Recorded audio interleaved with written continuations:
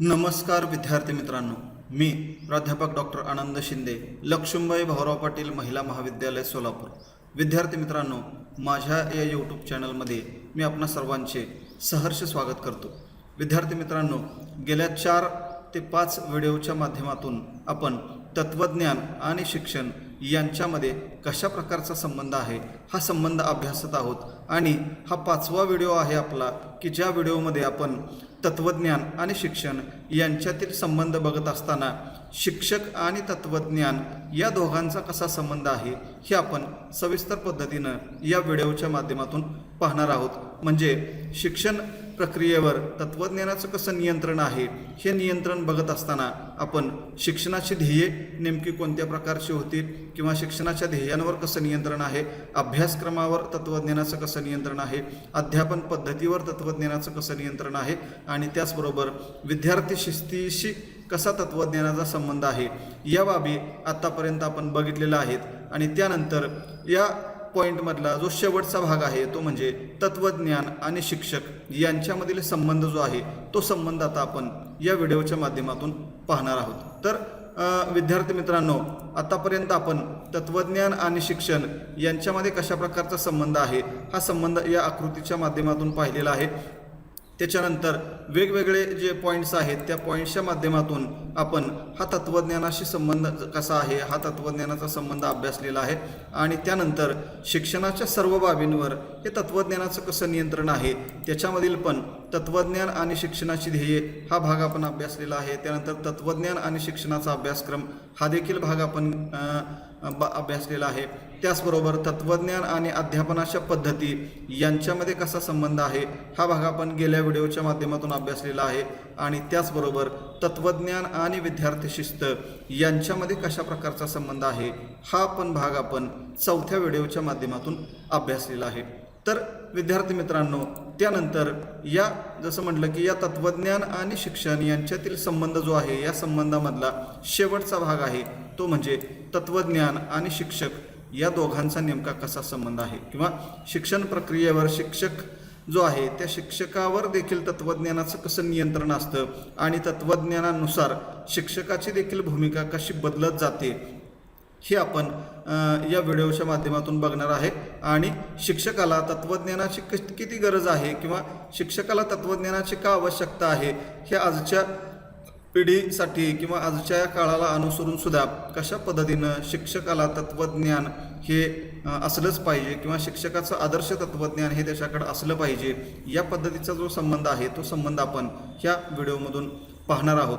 तर शिक्षकाला तत्त्वज्ञानाची फार गरज आहे का, तर आपल्याला माहिती आहे की समाजामध्ये आज किंवा फार पूर्वीपासून जर विचार केला तर प्राचीन काळापासून ते आजपर्यंत समाजामध्ये जर सर्वात उच्च दर्जाचं स्थान कुठल्या घटकाला दिलं जात असेल तर तो आहे शिक्षक. कारण शिक्षकाच्या माध्यमातून किंवा शिक्षकाच्या हातून नवीन पिढ्या घडवण्याचं काम केलं जात असतं. म्हणजे इतर जी क्षेत्र आहेत त्या क्षेत्रांचा संबंध हा बऱ्याच वेळेला भौतिक घटकांशी येतो, मात्र शिक्षक किंवा शिक्षक पेशाचा संबंध जो आहे हा पेशाचा संबंध डायरेक्ट मानवी घटकांशी येत असतो किंवा लहान मुलांशी येत असतो. आणि त्या लहान मुलांचं आयुष्य घडवण्याचं काम शिक्षक करत असतात. त्यामुळं शिक्षकाला देखील तत्त्वज्ञानाची अत्यंत गरज आहे किंवा फारच गरज आहे. कारण शिक्षक हा तत्त्वज्ञानी असलाच पाहिजे, त्याला स्वतःच्या जीवनाचं तत्त्वज्ञान त्याचं असलंच पाहिजे. त्याचबरोबर त्याचं शिक्षक म्हणून देखील एक वेगळ्या प्रकारचं तत्त्वज्ञान असलं पाहिजे. कारण मुलं या शिक्षकांचं अनुकरण करूनच शिकण्याचा प्रयत्न करत असतात. त्यामुळं शिक्षकाला देखील तत्त्वज्ञानाची गरज आहे. कारण शिक्षकाचं जे स्थान आहे ते अनन्यसाधारण आहे. म्हणजे मग असे जसं म्हटलं की शिक्षक हा समाजातला एक महत्त्वाचा घटक आहे आणि त्यामुळं एक अनन्यसाधारण किंवा उच्च दर्जाचं स्थान शिक्षकाला आहे. जसं आपण म्हणतो की प्रत्येक माणसाचा तत्त्वज्ञानाशी संबंध आहे. प्रत्येकजण आपापल्या जीवनविषयक तत्त्वज्ञानानुसार आपलं जीवन जगत असतो. कारण तत्त्वज्ञानाच्या पकडीमधून कुणाचीही सुटका झालेली नाही. म्हणजे तत्त्वज्ञानाचा आणि माझा काही संबंध नाही असं कुणी जरी म्हणत असेल तरी ते साफ खोटं आहे. कारण प्रत्येकाच्या जीवनाचं तत्त्वज्ञान हे ठरलेलंच असतं, मग तो सज्जन असू द्या किंवा दुर्जन असू द्या. तशाच पद्धतीनं शिक्षक देखील समाजामधला एक अतिशय महत्त्वाचा घटक आहे आणि त्यामुळं शिक्षकाचा आणि तत्त्वज्ञानाचा देखील संबंध असतोच किंवा तो असलाच पाहिजे. कारण पिढ्या घडवण्याचं काम, नवीन पिढी घडवण्याचं काम शिक्षकाच्या हातून होत असतं आणि त्यामुळं तत्त्वज्ञान आणि शिक्षक यांचा देखील अतिशय जवळचा संबंध असलेला आपल्याला दिसून येईल. आता जी 4 उदाहरणं आपण गेल्या 4 व्हिडिओच्या माध्यमातून बघत आहोत ते म्हणजे जे तत्त्वज्ञानाचे 4 संप्रदाय आहेत, 4 शाखा आहेत. एक म्हणजे अध्यात्मवाद, आदर्शवाद, निसर्गवाद आणि कार्यवाद. म्हणजे तत्त्वज्ञान जसजसं बदलत जाईल तसतसं शिक्षकाची देखील भूमिका कशी बदलत गेली किंवा शिक्षकाचं देखील कार्य कशा प्रकारे बदलत गेलं हे 4 उदाहरणांच्या माध्यमातून आपल्याला या ठिकाणी स्पष्ट करता येईल. आणि जसं तत्त्वज्ञान बदलत जाईल तशा पद्धतीनं शिक्षकाची देखील भूमिका बदलत गेलेली आपल्याला दिसून येईल. आता पहिला जो संप्रदाय आहे अध्यात्मवाद. तर या अध्यात्मवादाचा जर आपण विचार केला तर अध्यात्मवादामध्ये म्हणजे भारतीय अध्यात्मवादामध्ये गुरुला परमेश्वराचं स्थान दिलेलं आहे. गुरुला परमेश्वराचं स्थान दिलेलं आहे. कारण भारतामध्ये प्राचीन काळी जी गुरुकुल पद्धती होती की ज्या गुरुकुल पद्धतीच्या माध्यमातून विद्यार्थ्यांना किंवा शिष्यांना शिक्षण देण्याचं काम गुरु करत होते, त्यावेळेस ते जे गुरु होते ते गुरु परमेश्वराप्रमाणेच होते. किंबहुना परमेश्वरापेक्षाही उच्च दर्जाचं स्थान त्या काळातल्या शिक्षकांना किंवा गुरुला दिलं जात होतं. कारण त्या काळामध्ये जसं आपण बघितलं की प्राचीन काळी अध्यात्मवादाचं जे काही ध्येय होतं मोक्षप्राप्ती घडवून आणणं किंवा आत्मसाक्षात्कार, शिष्याला आत्मसाक्षात्कार करून देणं किंवा परमेश्वर प्राप्तीपर्यंत त्याला घेऊन जाणं, मोक्षप्राप्तीपर्यंत त्याला घेऊन जाणं, हे जे कार्य आहे हे कार्य कोण करत होता तर गुरु करत होता. आणि त्यामुळं परमेश्वरापेक्षा देखील उच्च दर्जाचं स्थान गुरुला होतं. कारण परमेश्वरापर्यंत पोहोचण्याचा मार्ग त्याला कोण सांगत होता तर गुरु सांगत होता. त्यामुळं गुरुला अतिशय महत्त्वाचं स्थान होतं. आणि म्हणूनच आपण म्हणत होतो की गुरुर् ब्रह्मा गुरुर्विष्णू गुरुर्देव महेश्वरा गुरुर साक्षात परब्रह्म तस्मै श्री गुरुवे नमः. म्हणजे गुरुला परमेश्वरा इतकंच स्थान आपल्या भारतीय प्राचीन अध्यात्मवादामध्ये किंवा प्राचीन काळच्या गुरुकुल सिस्टीम पद्धतीमध्ये दिलं जात असलेलं आपल्याला दिसेल. म्हणजे तत्त्वज्ञानाचा कसा संबंध आहे तर अध्यात्मवादी तत्त्वज्ञानामध्ये किंवा अध्यात्मवादी शिक्षण प्रक्रियेमध्ये गुरु जो आहे त्या गुरुला सर्वश्रेष्ठ स्थान होतं. शिक्षक केंद्रित सर्व शिक्षण प्रक्रिया होती आणि गुरुला परमेश्वराप्रमाणेच वंदनीय अशा प्रकारे समजलं जात होतं. त्यानंतर दुसरा संप्रदाय जो होता तो संप्रदाय आहे आदर्शवाद. आता आदर्शवाद आपल्याला माहिती आहे की ग्रीक लोकांचं हे तत्त्वज्ञान आहे आणि त्यांना देखील परमेश्वराचं अस्तित्व मान्य होतं किंवा त्यांच्या देखील शिक्षणाचं ध्येय हे आत्मसाक्षात्कार घडवून आणणं हेच असल्यामुळं त्या काळामध्ये देखील शिक्षकाला आदराचं स्थान दिलं जात होतं. म्हणजे जसं भारतीय अध्यात्मवादामध्ये शिक्षकाला आदराचं स्थान होतं तशाच पद्धतीनं आदर्शवादी शिक्षण पद्धतीमध्ये देखील किंवा आदर्शवादी तत्त्वज्ञानानं देखील शिक्षकाला आदराचं स्थान दिलेलं आहे. शिक्षक हा पूजनीय घटक आहे. अशाच पद्धतीनं त्यांनी देखील शिक्षकाची भूमिका विशद केलेली आहे. त्यानंतर तिसरा निसर्गवाद जो आहे किंवा तत्त्वज्ञानाची तिसरी जी शाखा आहे निसर्गवाद. ह्या निसर्गवादाचं तत्त्वज्ञान आपण पाहिलेलं आहे की निसर्ग हाच सर्वश्रेष्ठ आहे अशा पद्धतीचं ते तत्त्वज्ञान आहे. किंवा व्यक्ती स्वातंत्र्याचा पुरस्कार करणारं हे तत्त्वज्ञान आहे. पुस्तकी शिक्षणाला विरोध करणारं हे तत्त्वज्ञान आहे. आणि त्यामुळं या तत्त्वज्ञानानुसार शिक्षकाला अतिशय गौण स्थान देण्यात आलेलं आहे. म्हणजे आपण मागच्या 4-3 व्हिडिओमध्ये बघितलेलं आहे की शिक्षणाची ध्येय ठरवत असताना, शिक्षणाचा अभ्यासक्रम ठरवत असताना, अध्यापन पद्धती ठरवत असताना किंवा विद्यार्थी शिस्त बघत असताना त्या ठिकाणी शिक्षकाला अतिशय गौण स्थान दिलं आहे त्यांनी. कारण निसर्ग केंद्रीय ही शिक्षण प्रक्रिया आहे. निसर्गालाच तिथं सर्वश्रेष्ठ मानलेलं आहे. आणि त्यामुळं निसर्गवादी लोकांचं म्हणणं आहे की शिक्षकानं विद्यार्थ्याला शिकवण्याची काहीही गरज नाही. विद्यार्थी जो आहे तो आपोआप शिक्षण घेण्याचं काम करतोय किंवा विद्यार्थ्याला शिक्षा करण्याचा पण अधिकार शिक्षकाला नाही. शिक्षा त्याला करू नका. म्हणजेच काय एकंदरीत सर्व प्रकारच्या शिक्षण प्रक्रियेमध्येच त्यांनी शिक्षकाला अतिशय गौण स्थान दिलं आहे. म्हणजे त्याला महत्त्वपूर्ण स्थान इथं दिलं नाही. निसर्ग हाच शिक्षक आहे अशा पद्धतीने त्यांनी म्हटलेलं आहे. कारण मुलगा कुठं शिकणार आहे तर निसर्गामध्ये जाऊन अनुभवांच्या माध्यमातून शिकणार आहे. प्रत्यक्ष अनुभव हाच त्याचा शिक्षक आहे किंवा निसर्ग हाच त्याचा शिक्षक आहे. अशा पद्धतीचं तत्त्वज्ञान निसर्गवादानं मांडलेलं आहे. म्हणजे मानवी शिक्षकाला इथं फार गौण स्थान दिलंय, मात्र निसर्गाला तिथं त्यांनी महत्त्वपूर्ण स्थान दिलंय आणि निसर्ग हाच शिक्षक आहे अशा पद्धतीची भूमिका निसर्गवादी तत्त्वज्ञानानं मांडलेली आहे. म्हणजे बघा, वरच्या दोन अध्यात्मवाद आणि आदर्शवादामध्ये शिक्षकाला असलेलं स्थान इथं अतिशय कमी झालेलं आहे किंवा निसर्गवादानं त्याला अतिशय कमी स्थान दिलेलं आपल्याला दिसून येईल. आणि कार्यवादी तत्त्वज्ञानाचा जर आपण इथं विचार केला तर कार्यवादाचं तत्त्वज्ञान आपण बघितलं की अमेरिकन लोकांचं तत्त्वज्ञान आहे की ज्याच्यामध्ये कृती केंद्रित शिक्षण प्रक्रिया आहे, कृतीला अधिक महत्त्व दिलेलं आहे. आणि त्यामुळं इथं म्हटलं आहे बघा की शिक्षक हा कोण आहे तर विद्यार्थ्याचा मार्गदर्शक आहे आणि सहाय्यक आहे. म्हणजे शिक्षकाची भूमिका इथं फक्त काय आहे तर विद्यार्थ्याला मार्गदर्शन करणं. कारण जेव्हा जेव्हा आपण त्या विद्यार्थ्याला कृती करायला देणार आहोत किंवा त्याच्यासमोर समस्या मांडणार आहोत तेव्हा त्या समस्या सोडवण्यासाठी, प्रकल्प करण्यासाठी, प्रयोग करण्यासाठी किंवा कोणत्याही प्रकारची कृती करण्यासाठी तो विद्यार्थी स्वतःच कृती करणार आहे.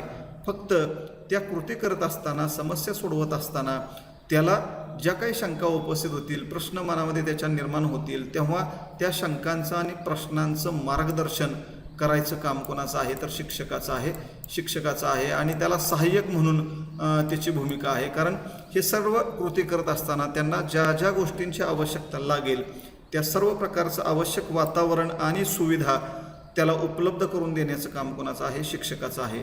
म्हणजे कार्यवादी तत्त्वज्ञानानुसार शिक्षक हा विद्यार्थ्याचा मार्गदर्शक आणि सहाय्यक आहे. केवळ मार्गदर्शकाची भूमिका करणं एवढंच शिक्षकाचं कार्य आहे किंवा त्या विद्यार्थ्याला सहाय्य करणं एवढंच शिक्षकाची भूमिका आहे. म्हणजे बघा, सुरुवातीला अगदी परमेश्वरा इतकं उच्च स्थान दिलेला शिक्षक परत बदलत गेला, इथं आदराचं स्थान दिलं, इथं अतिशय गौण स्थान दिलंय, तर या ठिकाणी मार्गदर्शक आणि सहाय्यक एवढीच भूमिका शिक्षकाला दिलेली आहे. म्हणजेच काय की तत्त्वज्ञानाचं शिक्षकाच्या भूमिकेवर सुद्धा नियंत्रण असतं. जसजसं तत्त्वज्ञान बदलत जाईल तसतसं शिक्षकाची भूमिका देखील जी आहे ते शिक्षकाची भूमिका देखील बदलत गेलेली आपल्याला दिसून येईल. म्हणजेच काय की या चारही उदाहरणावरून आपल्याला स्पष्ट करता येईल की तत्त्वज्ञान आणि शिक्षक यांचा देखील अतिशय जवळचा संबंध आहे. आता ही 4 उदाहरणं तर आपण बघितलीच, पण त्याशिवाय जर आजच्या काळाचा आपण विचार केला किंवा आपण असं म्हणतो की भारतानं लोकशाही शासन प्रणाली स्वीकारलेली आहे आणि या लोकशाही शासन प्रणालीमध्ये लोकशाही जे तत्त्वज्ञान आहे त्या तत्त्वज्ञानानुसार मग शिक्षकाची नेमकी काय भूमिका आहे, शिक्षकानं कोणतं कार्य केलं पाहिजे याचा जर आपण विचार केला तर इथं म्हटलंय बघा, शिक्षक हा राष्ट्राचा शिल्पकार आहे. म्हणजे शिक्षक काय आहे, राष्ट्राचा शिल्पकार आहे. कारण शिक्षक हा राष्ट्र निर्माता आहे किंवा राष्ट्र निर्माण करण्याचं कार्य शिक्षकाच्या हातून घडवलं जातं असं म्हटलं जातं. असं का म्हटलंय तर 1964-66 साली कोठारी आयोग नावाचा एक आयोग आला होता की ज्या आयोगामध्ये त्या आयोगाचं एक वाक्य आहे की देशाचं भवितव्य हे वर्गावर्गात घडत असते. देशाचं भवितव्य हे वर्गावर्गात घडत असते आणि हे देशाचं भवितव्य वर्गात घडते. म्हणजेच काय की त्या वर्गामध्ये जी मुलं घडवण्याचं काम होतंय तेच काय आहेत, उद्याचे या देशाचे सच्चे नागरिक आहेत किंवा या उद्याच्या या देशाचे सुजाण नागरिक आहेत की ज्यांच्या माध्यमातून देश उद्या चालवला जाणार आहे. म्हणजेच काय की देश चालवण्यासाठी आवश्यक असणारं नेतृत्व किंवा आवश्यक असणारं मनुष्यबळ निर्माण करण्याचं काम कोणाचं आहे तर शिक्षकाचं आहे. आणि म्हणून शिक्षक हा कोण आहे, राष्ट्राचा शिल्पकार आहे. कारण राष्ट्र निर्माण करण्यासाठी ज्या मनुष्यबळाची आवश्यकता लागते ते मनुष्यबळ शिक्षकाच्या माध्यमातून शिक्षण प्रक्रियेमधून घडवलं जातं. म्हणून शिक्षकाला राष्ट्राचा शिल्पकार म्हटलंय. म्हणजे एवढं उच्च दर्जाचं स्थान जर शिक्षकाला दिलं असेल तर शिक्षकाचं देखील स्वतःच्या जीवनाचं तत्त्वज्ञान हे चांगलंच असलं पाहिजे, तरच तो राष्ट्र निर्माण करण्याचं कार्य करू शकतो, अन्यथा तो करू शकणार नाही. म्हणजेच तत्त्वज्ञान आणि शिक्षक यांचा संबंध असलेला आपल्याला दिसून येईल. त्यानंतर विद्यार्थ्यांच्या चारित्र्याची जडणघडण करण्याची जबाबदारी सुद्धा कुणावर आहे तर शिक्षकावरच आहे. म्हणजे ज्या विद्यार्थ्यांना उद्याचे नागरिक म्हणून आपल्याला घडवायचे आहेत असे नागरिक घडवत असताना त्यांचं चारित्र्य जे आहे हे चारित्र्य देखील अतिशय चांगल्या पद्धतीनं घडवण्याचं काम शिक्षकाला करायचं आहे. कारण विद्यार्थ्यांच्या आचार विचारांना योग्य वळण लावणं, त्यांना योग्य सवयी लावणं, त्यांच्यावर चांगले आदर्श आणि चांगले मूल्य यांचे संस्कार करणं आणि त्यांच्यामध्ये सर्जनशील आणि विधायक अशा प्रकारचे बदल घडवून आणणं ही संपूर्ण जबाबदारी कुणाची आहे तर शिक्षकाचीच आहे. म्हणजेच काय, एकंदरीत चारित्र्य संपन्न नागरिक घडवण्याची जबाबदारी कुणाची आहे, शिक्षकाची आहे. आणि विद्यार्थ्यांना चांगलं चारित्र्य घडवण्यासाठी अगोदर शिक्षकाचं चारित्र्य चांगलं असलं पाहिजे. म्हणजे शिक्षकच खऱ्या अर्थानं अगोदर आदर्श असला पाहिजे, त्याचं वर्तन आदर्श असलं पाहिजे, त्याच्याकडे स्वतःकडे आदर्श, चांगले आदर्श, चांगली जीवनमूल्य असली पाहिजे, तरच तो काय करू शकेल, विद्यार्थ्यावर त्याचे संस्कार करू शकेल.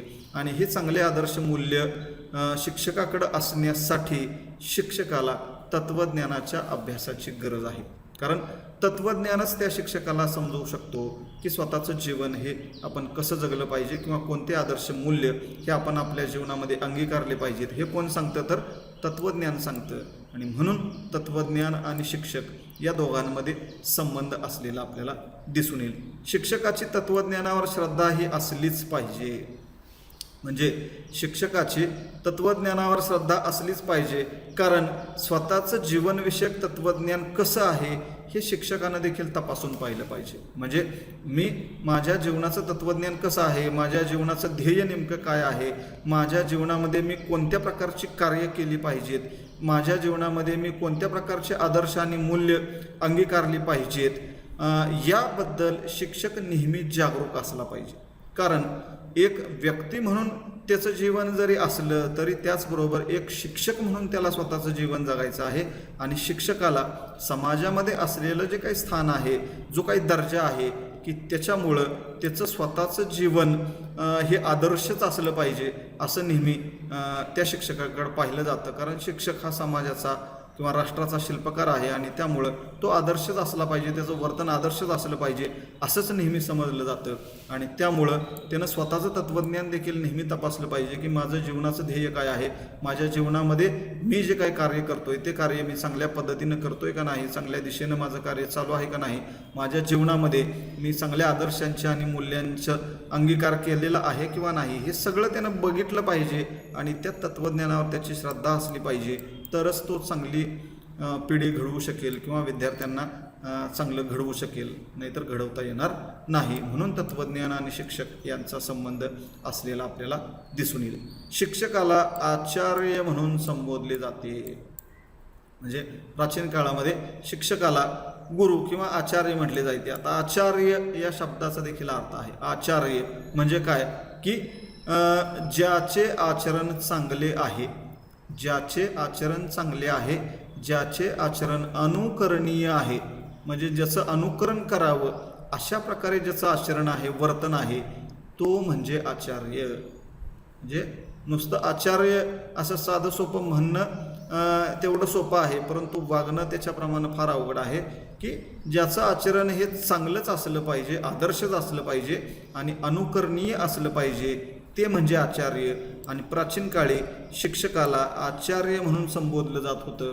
कारण आचार्याकडं बघून त्या काळातले शिष्य जे आहेत ते शिष्य स्वतः देखील तशाच प्रकारे बनण्याचा प्रयत्न करायचे. म्हणजेच काय की आजच्या काळामध्ये देखील आचार्य किंवा गुरु म्हणून शिक्षकाला संबोधलं जातं. आणि त्यामुळं त्याचा आणि तत्त्वज्ञानाचा देखील फार जवळचा संबंध आहे. शिक्षकाला नवचैतन्याचा ठेवा असं देखील संबोधलं जातं किंवा शिक्षक हा नवचैतन्याचा ठेवा आहे असं देखील म्हटलं जातं.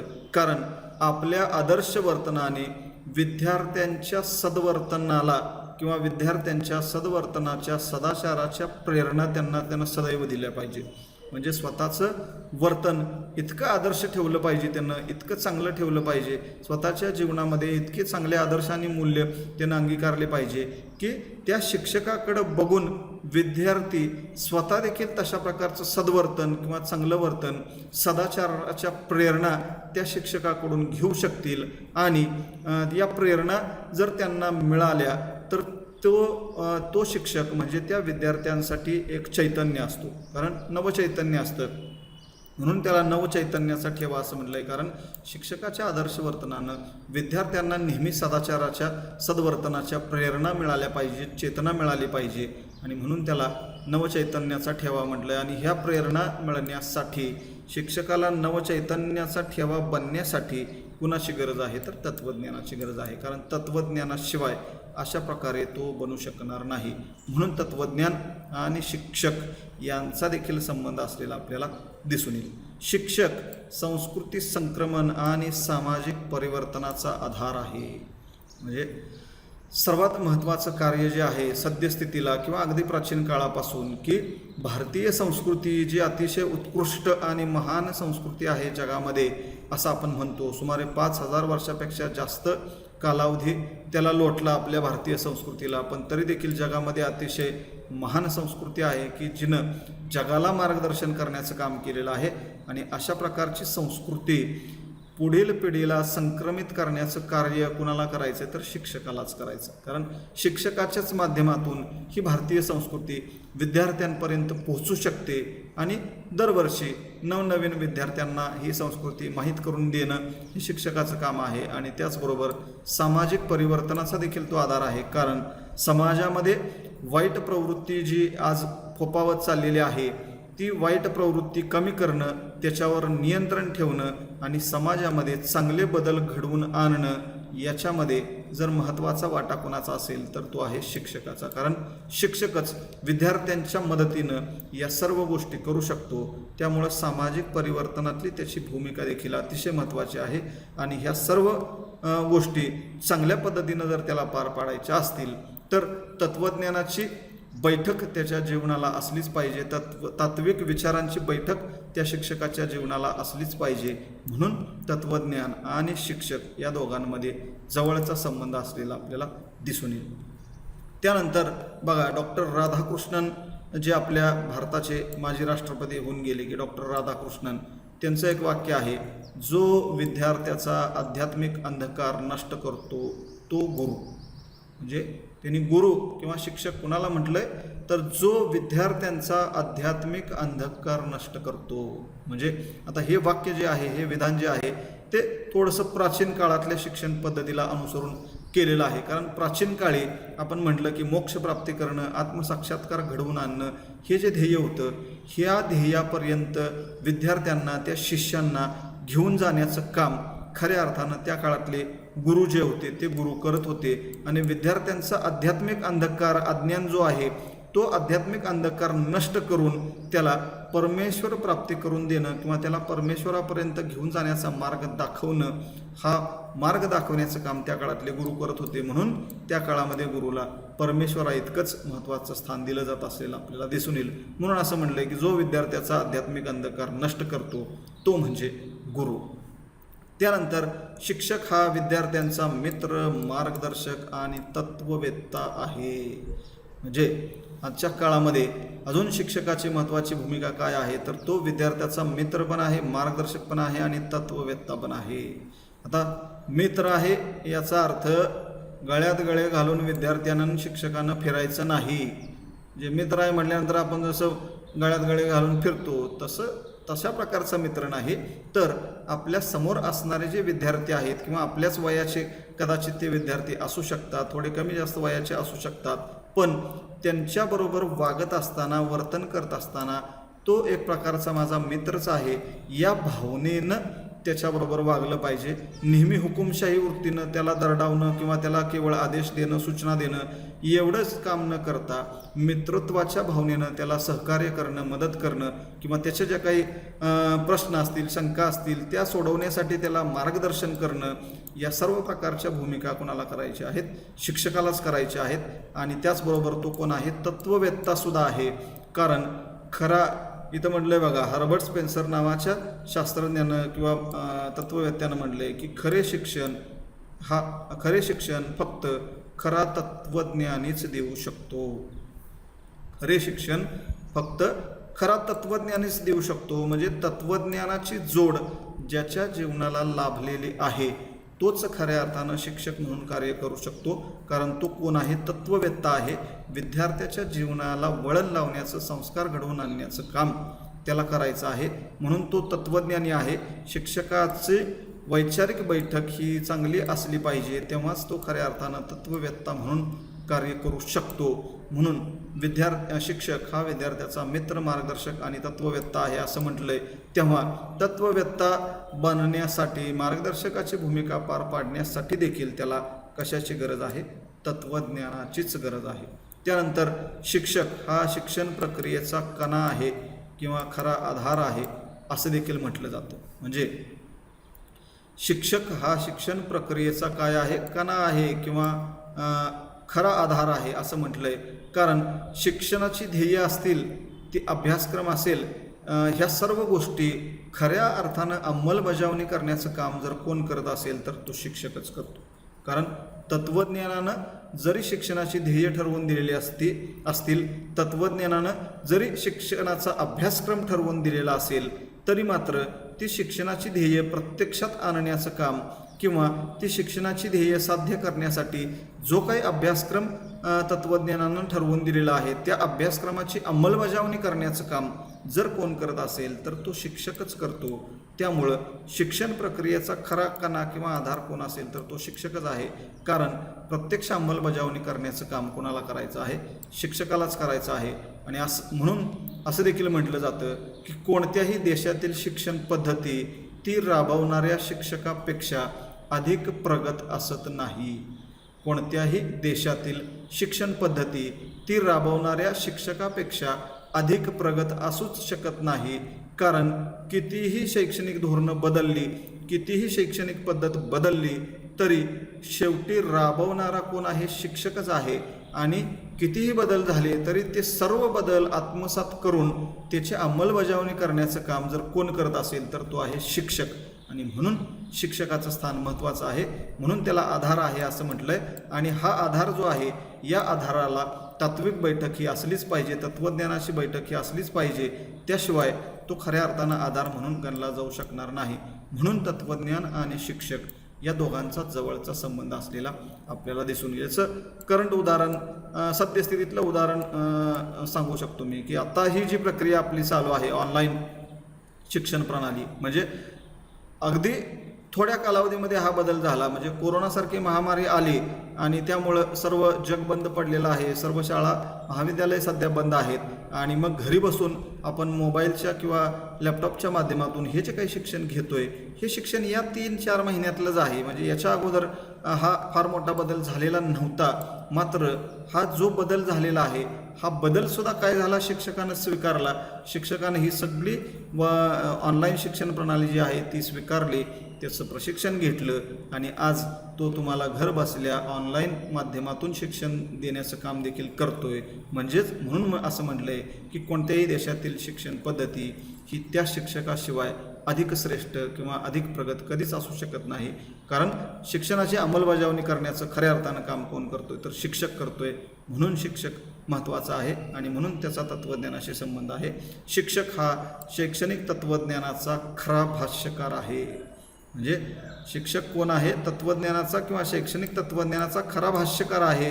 कारण शिक्षण क्षेत्रातील नवनवे बदल जे आहेत, नवनवीन सिद्धांत जे आहेत, हे स्वीकारण्याचं काम कोण करतं?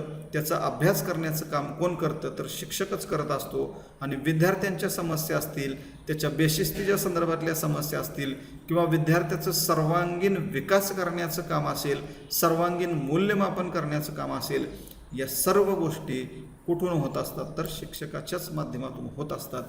त्यामुळं म्हटलंय की शिक्षक हा शैक्षणिक तत्वज्ञानाचा खरा भाष्यकार आहे. कारण तत्वज्ञानाच्या प्राप्तीशिवाय, तत्वज्ञानाच्या मदतीशिवाय शिक्षकाला ही सर्व कार्य पार पाडता येऊ शकणार नाहीत. म्हणून शिक्षक आणि तत्वज्ञान या दोघांचा देखील अतिशय जवळचा संबंध आहे, अतिशय घनिष्ठ संबंध आहे. कारण शिक्षकाला तत्वज्ञानाची बैठक ही आवश्यक आहेच. त्याशिवाय तो आपलं शिक्षकी कार्य चांगल्या प्रकारे करू शकणार नाही. कारण शिक्षकी पेशा हा धंदा नसून ते एक सतीचं वाण आहे.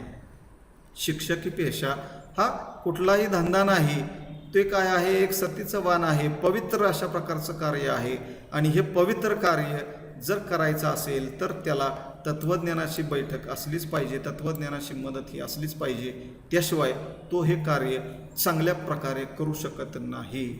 तर विद्यार्थी मित्रांनो, अशा प्रकारे आजच्या या व्हिडिओच्या माध्यमातून आपण तत्त्वज्ञान आणि शिक्षक या दोघांचा कसा संबंध आहे किंवा तत्त्वज्ञानाचं शिक्षकाच्या भूमिकेवर देखील कशा पद्धतीनं नियंत्रण आहे, तत्त्वज्ञान जसं बदलत जाईल तसतसं शिक्षकाची देखील भूमिका कशी बदलत जाते, या सर्व गोष्टींचा अभ्यास आपण या व्हिडिओच्या माध्यमातून केलेला आहे. आणि याचबरोबर तत्त्वज्ञान आणि शिक्षण यांच्यामधील जो संबंध आहे तो संबंध आपण गेल्या 5 व्हिडिओंच्या माध्यमातून हा संबंध पाहत आलेलो आहे. म्हणजे जवळपास 5 तास आपण याच्यावर गाठलेले आहेत की या 5 व्हिडिओंच्या माध्यमातून 5 तासांच्या माध्यमातून नक्कीच अतिशय सविस्तर पद्धतीनं तुम्हाला तत्त्वज्ञान आणि शिक्षण यांच्यामध्ये कशा प्रकारचा संबंध आहे हे माझ्या परीनं मी वेगवेगळ्या उदाहरणांच्या माध्यमातून समजावून देण्याचा प्रयत्न केलेला आहे. हे सर्व व्हिडिओ तुम्हाला नक्कीच आवडले असतील तर याला लाईक आणि शेअर करायला विसरू नका. धन्यवाद.